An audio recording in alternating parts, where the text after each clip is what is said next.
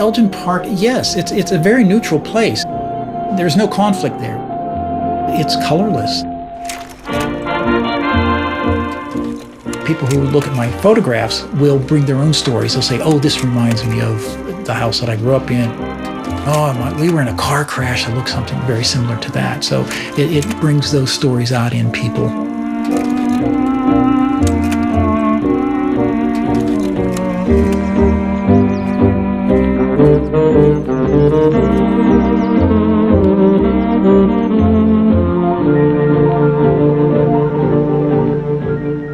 There was a Popeye cartoon when Olive Oyl was walking on a building being built, and every time she was about to step off, a girder came. That's my life. My resume looks like what's available in the job force. And I worked for a cabinet maker, a mailman, got bit on the first day. I said, I'm sorry, I quit. I was the art director for a national company, and I fall on the floor and I turned blue. From that job, I went to become a bartender in a very sketchy bar. I got fired because I would not wear hot pants. And that's when my next job from that, I said, I want to be a model maker. Everything you do, you will learn from it and you will use it later on in life. When I was a mailman, it made me aware of how streets are laid out, how towns grow.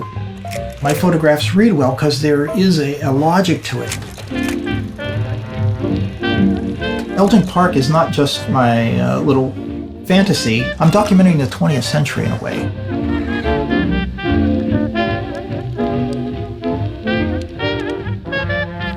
I put my stuff out on the web for about a year, and over a year I got around 1,000 hits. But someone in England who worked for a car magazine sent me an email and said, can I show one or two of your photographs, just as a, oh, isn't this interesting kind of thing. The day it hit the stands, it went from 1,000 hits to 1,000,000 hits in, within a day, and then it kept going and going and going. I was delighted and I got emotional about it, and then it was the, oh my God, what have I done kind of thing.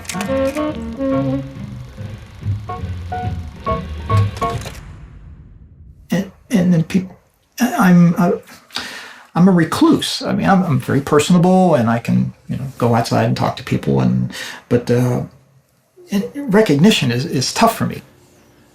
It actually stems from when I was young. I was bullied in school, and I was bullied because I was different. I think I'm still dealing with that, still struggling with what that means and all that. I don't think about it a lot, but it does bubble up. I just realized I've come into this reality at a slightly different angle. There was the whole issue of being gay. I knew from kindergarten. I absolutely knew from kindergarten, because there was a boy came in, I went, I like that person. The bullying got so bad that the teachers let me leave class 15 minutes before the bell rang because they knew I was getting tromped on. It's like, I wanted people to say, I wanted them to say, we like you, you're interesting. If anybody's been depressed, you kind of know what that road feels like, and then it gets more and more narrow and narrower and narrower and darker and darker. And then for myself, it got to the point where it was a form of liberation, because it's like, I can end this. I tried to kill myself a number of times for a lot of reasons. And each time it's almost like I got my messages from my future self that said, you're going to get through this and you're going to make a difference in your own little way in the world. So I needed a place that I felt comfortable in, and also to be incredibly creative too. And I constructed Elgin Park, which is sort of a dreamlike recreation of my past. Elgin Park is never a lonely place for me. It really is a fountain of creativity, because I never know what the next scene is going to be. So it's always challenging me and inspiring me.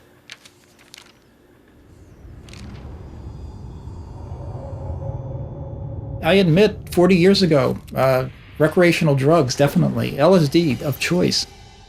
I remember taking it for the first time and go, here we go.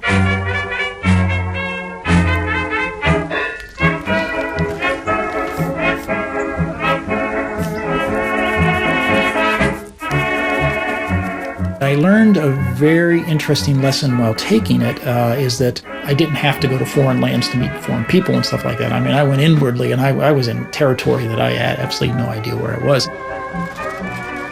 I created Elgin Park so anybody can be there. In some ways, it's a miniaturization of real life when I'm creating my scenes and all that, because it's really taking care of details and making sure everything's in its place.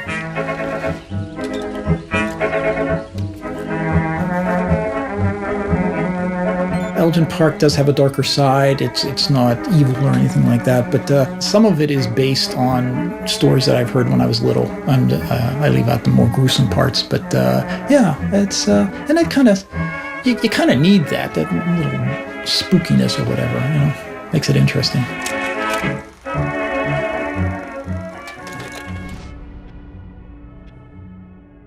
I think the longest I've taken for a project was 4 months, and that's the house. I built the house that I grew up in. It was therapy. There was some questionable stuff happening in my family back then. We kids were asked to go outside and play, but I knew that they had really fascinating stories, so I would hide and listen to the adults talk. I had some relatives that were missing a father, and after eavesdropping, I found out why. People were murdered, people were mutilated. Those are pretty tough stories. Some of the stories for Elgin Park are inspired by those. So there's hints in it, but you know, I won't go down. There's too much bad out in the world. I don't need to. Elgin Park does not need the bad, you know. So, and when I was a kid, I always wanted to change the world in some way, and I didn't know how to do it. And you know, all these jobs I've had and all that. Maybe this can make the world better and better and better. Then it come to find out, it's the thing that I like to do the most. I put it out there, and it has changed so many people. A lot of people say, well, I can't, they'll write to me and say, I can't do photography and I don't know how to have a camera. And I said, that's not, can you sing? Or, you know, so we'll have conversations like that. What else can you do? Somebody found out he wrote. He can write really well, and started publishing some stuff. I'd like to think that I have helped, and it has helped, and it is still helping.